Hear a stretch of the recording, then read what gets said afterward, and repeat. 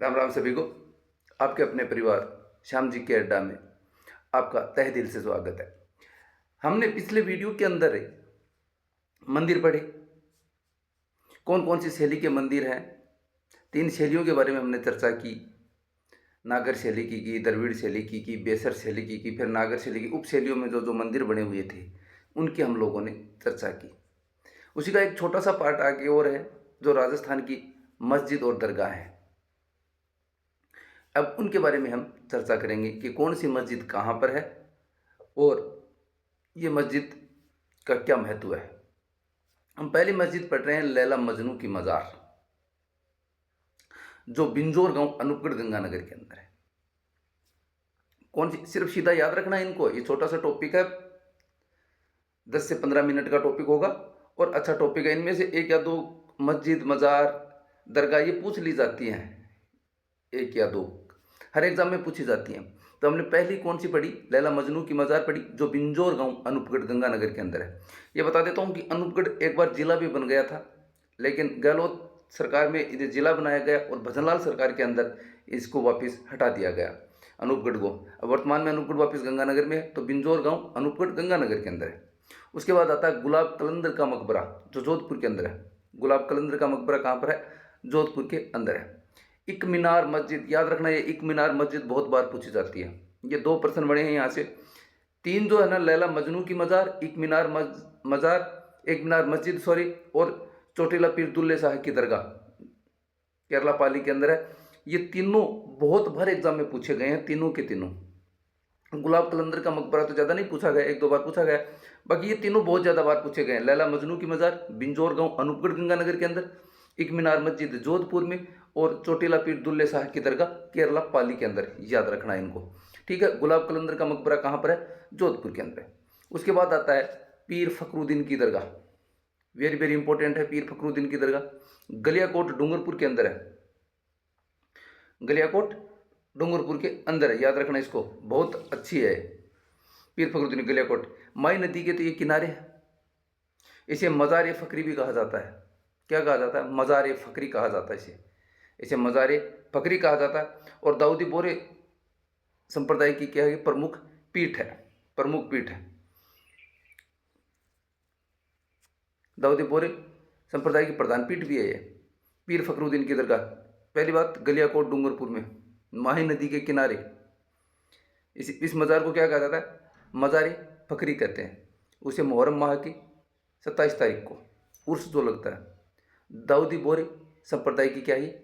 प्रधान पीठ है। आगे बात करते हैं अब्दुल्ला पीर का मकबरा। ये भगवानपुरा बांसवाड़ा के अंदर, याद रखना इनको, अब्दुल्ला पीर का मकबरा भगवानपुरा बांसवाड़ा के अंदर है। बोहरा मुस्लिम संत अब्दुल रसूल की लोकप्रिय मज़ार है। प्रश्न ये पूछा गया है कि अब्दुल रसूल की लोकप्रिय मज़ार कहाँ स्थित है, तो कहाँ है? भगवानपुरा बांसवाड़ा के अंदर। ऐसे भी पूछा जा सकता है अब्दुल्ला पीर का मकबरा कहाँ है, तो भगवानपुरा बांसवाड़ा में। और बोहरा मुस्लिम संत अब्दुल रसूल की लोकप्रिय मज़ार भगवानपुरा बांसवाड़ा। उसे अगला आता है चल फिर साहब की दरगाह चित्तौड़गढ़। समझाने वाला कुछ नहीं है इसके अंदर। जो इंपॉर्टेंट, ज़्यादा इंपॉर्टेंट है, मैं उनको बता सकता हूँ कि कहाँ कहाँ पूछे गए हैं, ये बता सकता हूँ। दीवाने ए साहब की दरगाह कपासन चित्तौड़गढ़ में है। कपासन चित्तौड़गढ़ में सीमेंट फैक्ट्री है, कपासन चित्तौड़गढ़ में, याद रखना। चल फिर साहब की दरगाह चित्तौड़गढ़ में, दीवाने ए साहब की दरगाह कपासन चित्तौड़गढ़ में। 5-10 बार पढ़ोगे याद हो जाएंगी ये। उसके बाद आता है इम्पोर्टेंट हमीमुद्दीन चिश्ती की दरगाह या मिठे शाह की दरगाह। संत मिठे शाह की दरगाह भी प्रश्न पूछा जा सकता है और हमीमुद्दीन चिश्ती की दरगाह भी पूछा जा सकता है। दोनों प्रश्न बार बार पूछे गए हैं, हमीमुद्दीन चिश्ती और संत मिठे शाह एक ही चीज़ है दोनों। गागरोन झालावाड़ के अंदर है। कहाँ है? गागरोन झालावाड़ के अंदर है। उसके बाद आता है अब्दुल अजीज मक्की दरगाह। अब्दुल अजीज मक्की दरगाह, तो ये कहाँ पर है? केशवराय पाटन बूंदी के अंदर है। कहाँ पर है? केशवराय पाटन बूंदी के अंदर है। कबीर साहब की दरगाह करौली के अंदर है। कैसे कबीर साहब, कैसे करौली, तो कैसे कबीर साहब की दरगाह और कैसे करौली। उसके बाद आता बीबी जरीना का मकबरा धौलपुर में, याद रखना इंपॉर्टेंट है। सिकंदर लोधी की माँ जरीना का मकबरा है। प्रश्न ये भी पूछा जा सकता है कि सिकंदर लोदी की माँ जरीना का मकबरा राजस्थान में कहाँ स्थित है, तो वो कहाँ स्थित है, धौलपुर के अंदर। तो उस मकबरे को क्या कहा जाता है, बीबी जरीना का मकबरा कहा जाता है। क्या कहा जाता है, बीबी जरीना का मकबरा कहा जाता है। और ये बीबी जरीना कौन थी, ये सिकंदर लोदी की क्या थी, माँ थी, जिसका मकबरा कहाँ बना हुआ है, धौलपुर के अंदर बना हुआ है। उसके बाद आता है नलियासर मस्जिद, कहाँ पर है, सांबर, जयपुर में। इंपॉर्टेंट है, बहुत बार पूछी गई है। मौलाना जियाउद्दीन साहब की दरगाह जयपुर के अंदर है। उसकी अगली जो आती है वो आती है अहमद अली शाह की दरगाह, जयपुर के अंदर है। हजरत अमीन शाह की दरगाह, जयपुर, इंपॉर्टेंट है भाई, हजरत अमीन शाह की दरगाह जयपुर के अंदर। कौन कौन सी पड़ी, बीबी जरीना का मकबरा, याद रखना, सीधा प्रश्न भी पूछा जा सकता है, बीबी जरीना का मकबरा धौलपुर के अंदर। और यह भी पूछा जा सिकंदर लोदी की माँ का मकबरा राजस्थान में कहाँ स्थित है, तो धौलपुर में स्थित है, और उसका नाम है बीबी जरीना का मकबरा। उसके बाद हमने जो पढ़ी नलियासर मस्जिद सांबर जयपुर के अंदर, मौलाना जियाउद्दीन साहब की दरगाह जयपुर, अहमद अली शाह की दरगाह जयपुर, हजरत अमीन शाह की दरगाह जयपुर के अंदर है। अगली जो दरगाह आती है वो है शेख नजमुद्दीन परवान की दरगाह, नजमुद्दीन परवाना की दरगाह या परवान की दरगाह भी बोलते हैं इसे, शेख नजमुद्दीन परवाना की दरगाह फतेहपुर सीकर के अंदर है। कहाँ पर है, फतेहपुर सीकर के अंदर है। अगली जो आती है वेरी इंपॉर्टेंट है, हजरत कमरुद्दीन शाह की दरगाह झुंझुनू के अंदर है, हजरत कमरुद्दीन शाह की दरगाह। उसके बाद आता है शक्कर पीर बाबा की दरगाह, नरड झुंझुनू के अंदर है, शक्कर पीर बाबा की दरगाह नरड झुंझुनू में। याद रखना इसको, वेरी इंपॉर्टेंट है। शेख सलीम चिश्ती के शिष्य थे ये, शेख सलीम चिश्ती के शिष्य थे। और इनका जो उर्स लगता है वो जन्माष्टमी के दिन लगता है। शक्कर पीर बाबा का जो दरगाह है, यहाँ पर जो उर्स लगता है वो जन्माष्टमी के दिन लगता है। इसे वागड़ का धनी कहा जाता है और नरड़ के पीर के नाम से ये जाने जाते हैं। इनके उपनाम है वागड़ के धनी और नरड़ के पीर। कौन,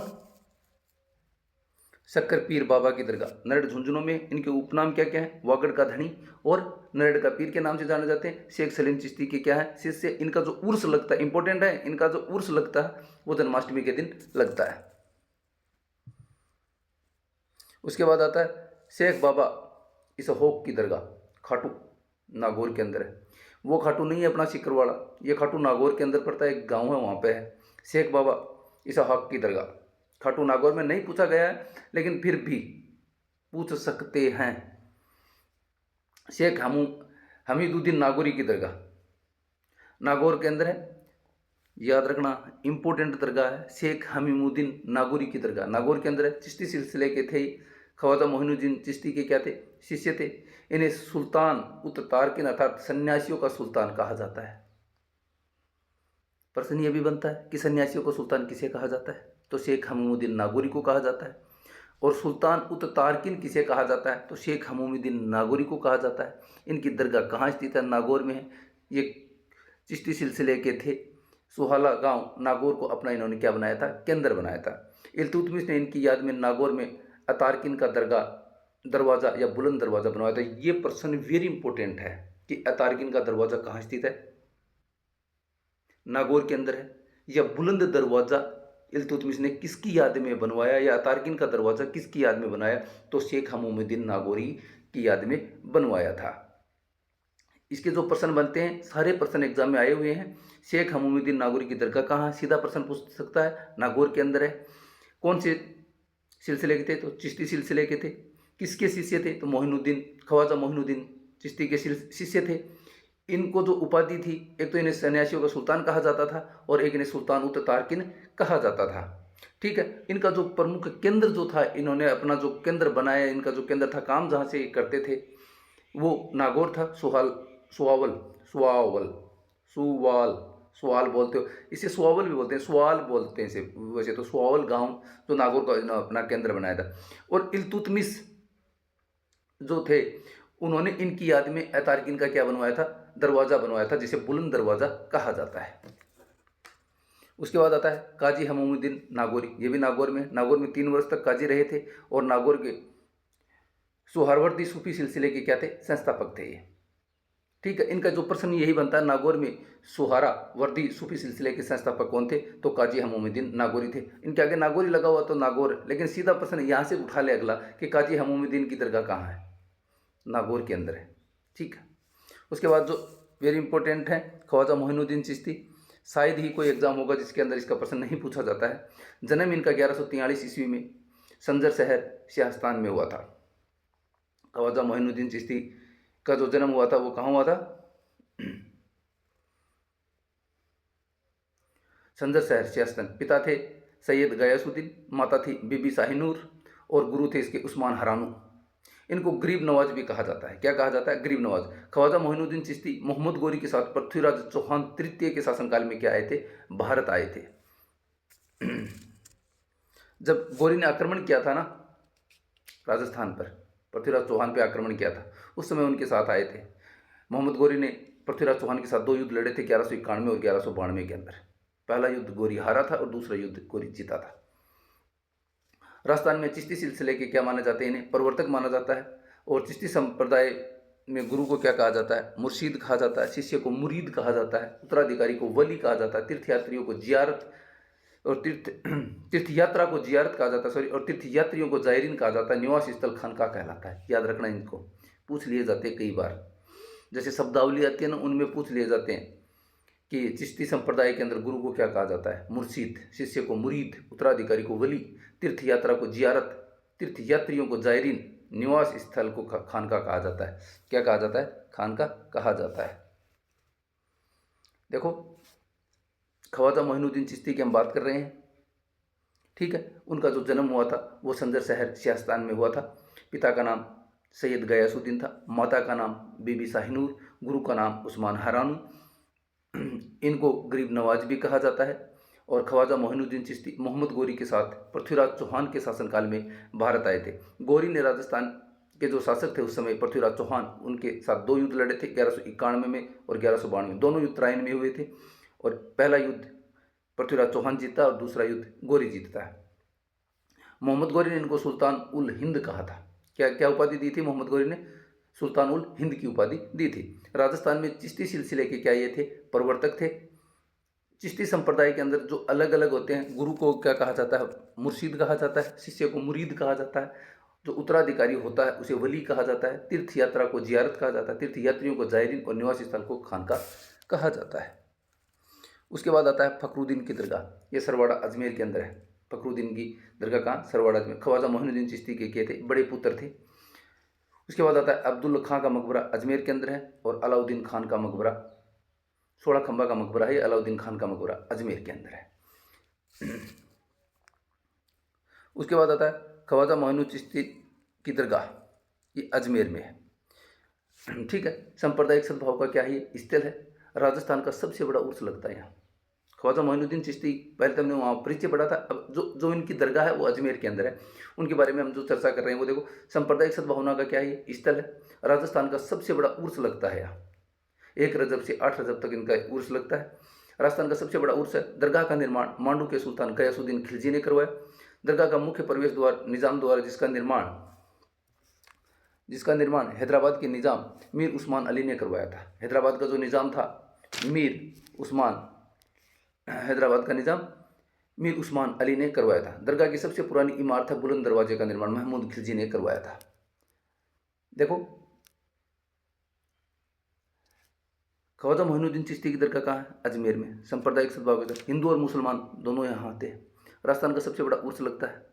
सांप्रदायिक सद्भावना का मतलब ये होता है कि हिंदू और मुसलमान दोनों संप्रदाय के लोग यहाँ आते हैं। राजस्थान का सबसे बड़ा उर्स है। दरगाह का निर्माण मांडू के सुल्तान गयासुद्दीन खिलजी ने करवाया। दरगाह का मुख्य प्रवेश द्वार निजाम द्वारा, जिसका निर्माण हैदराबाद के निजाम मीर उस्मान अली ने करवाया।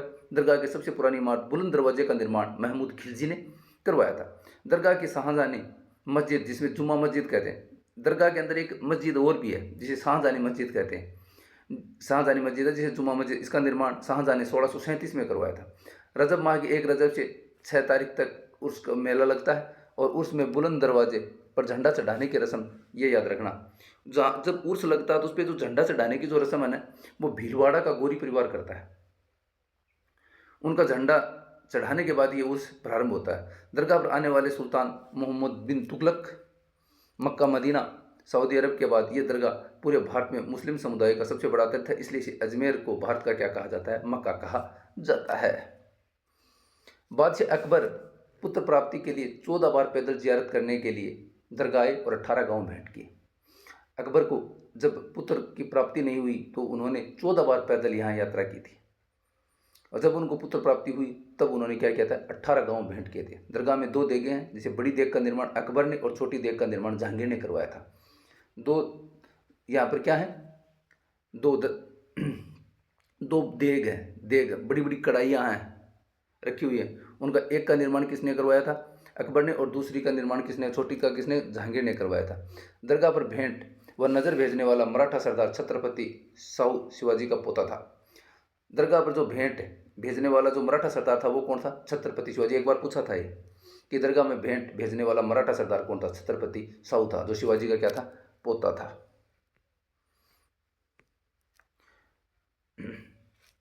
ये थी हमारी मस्जिद और दरगाहें। इनको आप बार बार पढ़ना, 5 बार अगर आप इन्हें लगातार पढ़ लेते हो तो लगभग आपको याद हो जाएंगे। जितनी बार पढ़ोगे उतनी बार ज़्यादा पढ़ जाए, और इनमें से 1 या 2 परीक्षा में पूछी जाती है।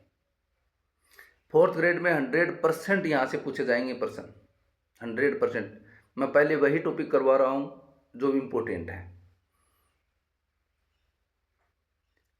और इनको आप बार बार रिपीट करते रहना। जो चीज़ नहीं समझ में आप कमेंट करके वीडियो के नीचे बता सकते हैं कि इनमें ये चीज़ें हैं और ये हमारे समझ में नहीं आई, तो वो मैं आपको अगले वीडियो में बता दूंगा। जय हिंद।